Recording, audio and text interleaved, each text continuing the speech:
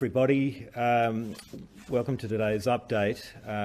I'd like to first acknowledge on this Easter Saturday all of our essential workers who are working today, both in our hospital and healthcare settings and also around Australia. Particularly difficult time to be working away from friends and family, and also acknowledging all Australians who are really doing exactly what we've asked of them at this Easter break. So I can report to you today that the total number of cases is 6,290, and tragically we've had 56 deaths from coronavirus in Australia. The total number of tests is 340,000 that has been performed, still one of the highest testing regimens in the world. At this point in time, we have 231 Australians in hospitals, and 75 of those patients are in intensive care units, with just under 40 requiring ventilators for support of their breathing. The total global total is 1.7 million, and there have been 101,000 deaths.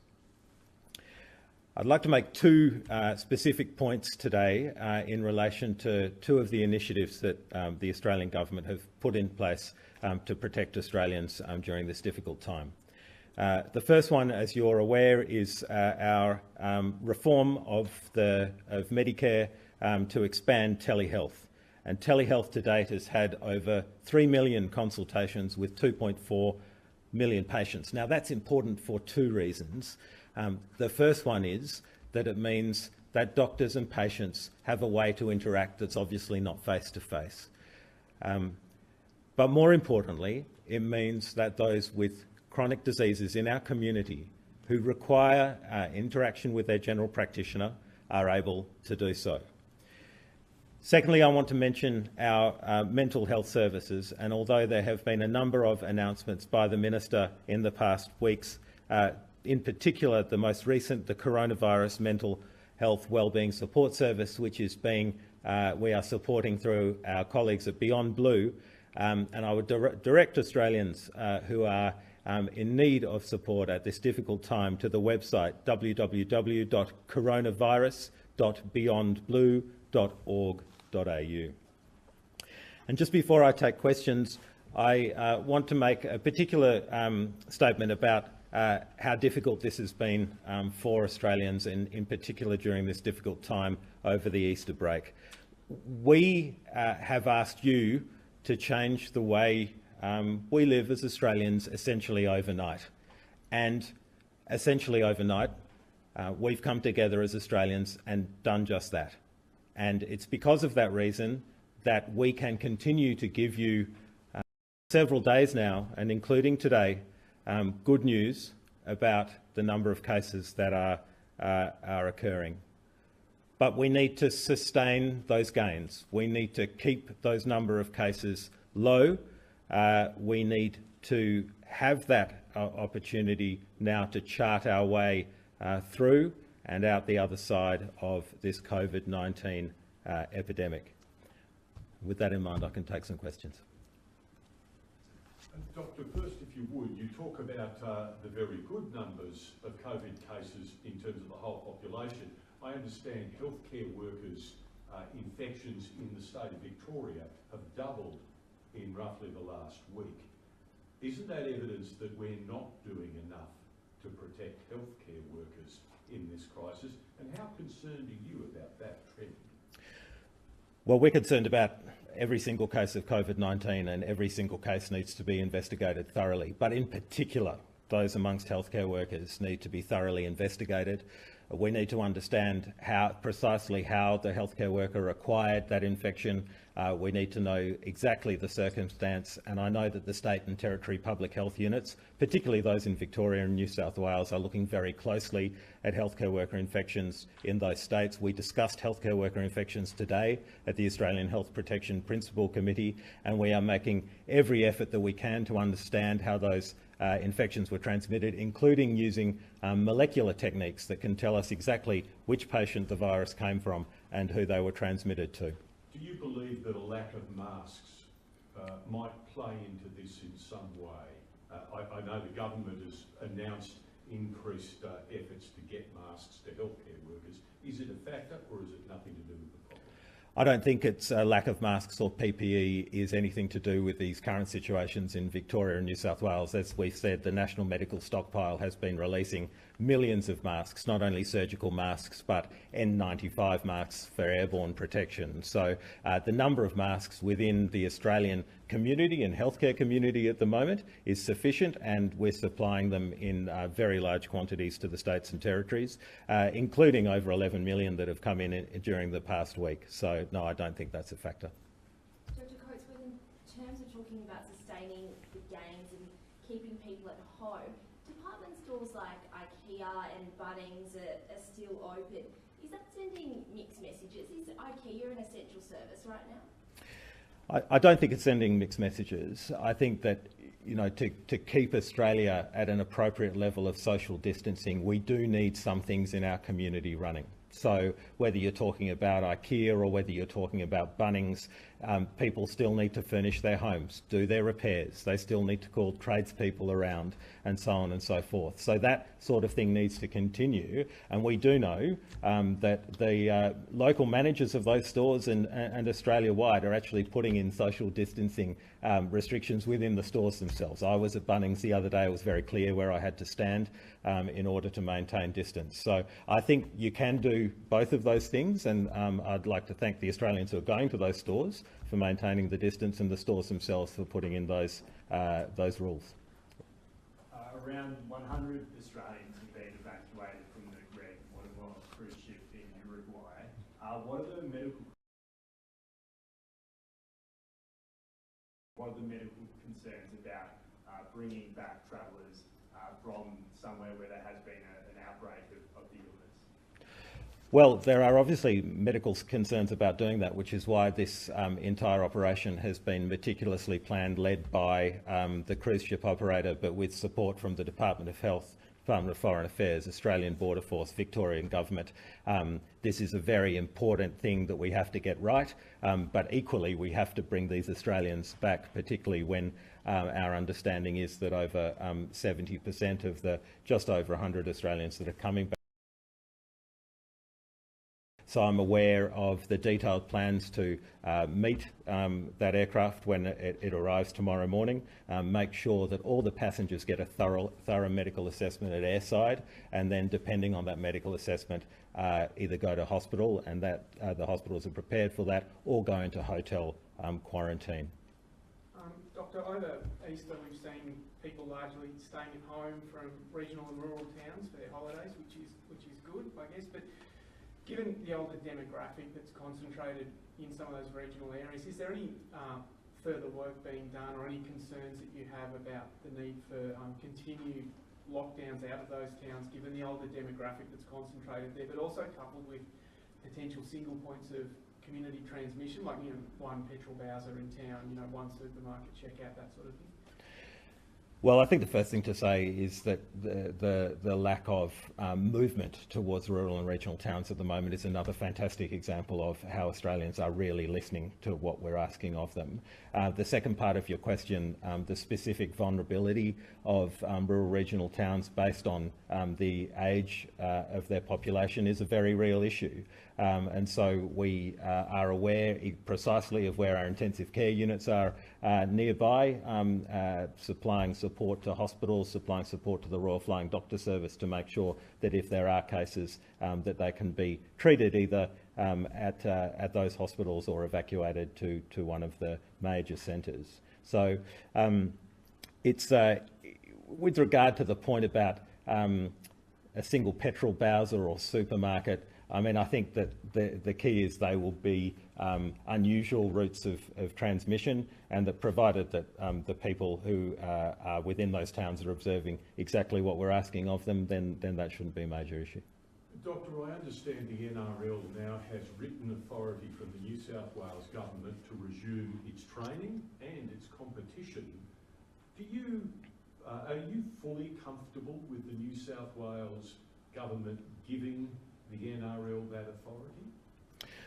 Well, as you've pointed out, it's the authority is a state matter. I think at the Australian Health Protection Principal Committee level, we have to be have an approach that covers all codes, and at this point in time, it is that we don't have training and we don't have matches, and we keep social distancing, which is the object of not having those sporting events. We do understand, though, of course, that sport is a major part of the Australian psyche, so it will be one of the, as we see this curve flattening, it's logical that it's coming up as one of the first things that we need to address. But as you worry, as you hold the position that there should not be sporting training and competition, that's got to worry you, hasn't it, that position from the New South Wales government? Well, I might leave that to the New South Wales government to discuss more fully with you.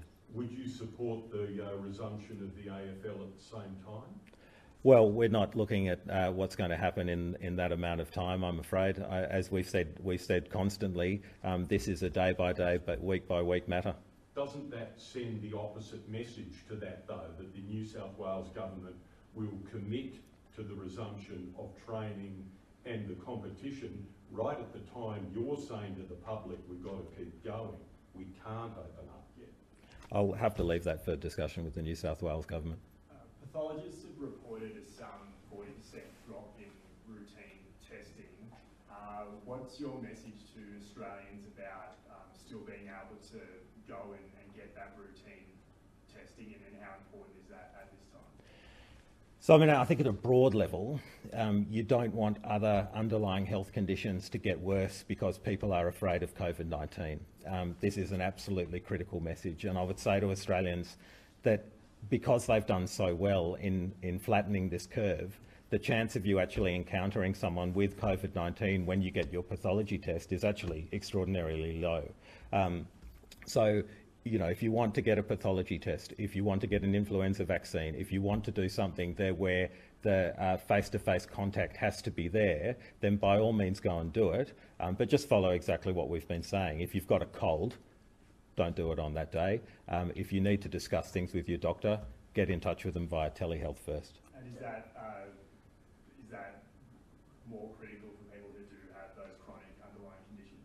It's absolutely critical. We don't want people missing out on their routine blood tests that they would use to check their kidney function or their diabetes or any of a number of health conditions. It's absolutely critical.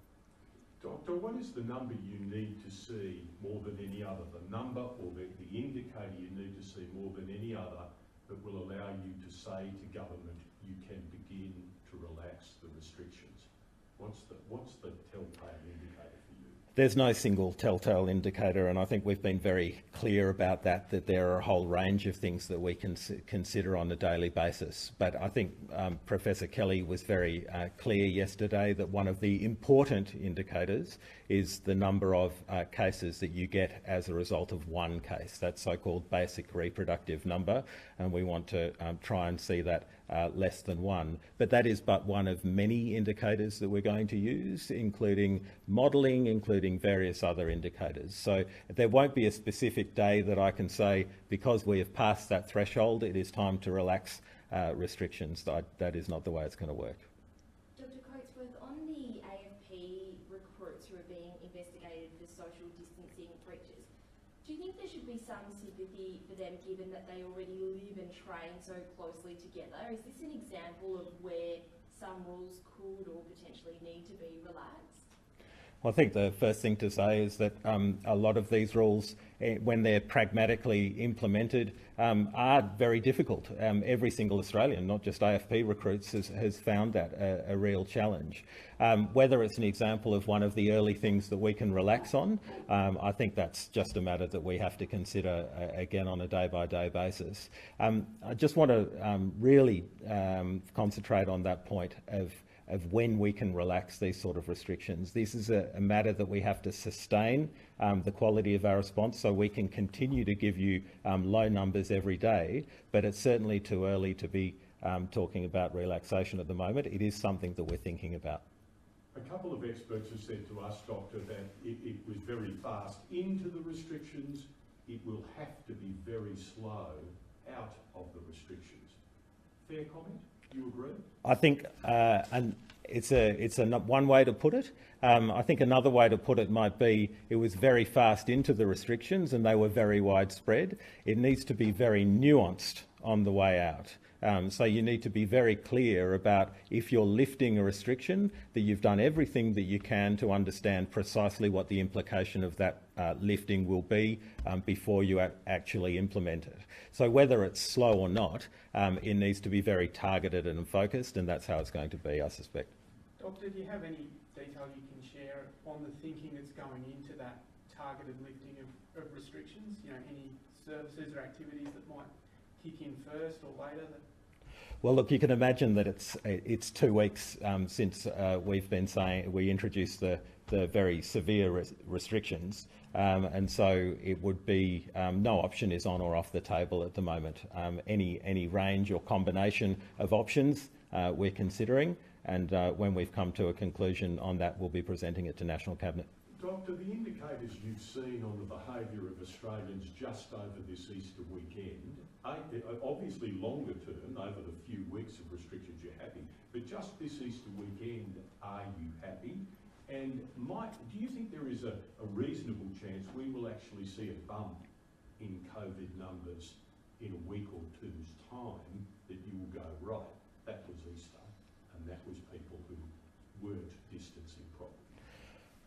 Well, no, I mean, we're very happy with what we're seeing Australians do around Easter. We've got to remember that this is a holiday time. We've asked Australians to break a lifelong habit this weekend. And so whilst I acknowledge that there have been isolated instances where people might not have either understood or been following the rules, I don't think that's a widespread concern. As for what might happen in 14 days, we just have to return to the same mantra, which is we're not speculating on what's going to happen in the 14 days. What we're aiming for is that the news continues to be good.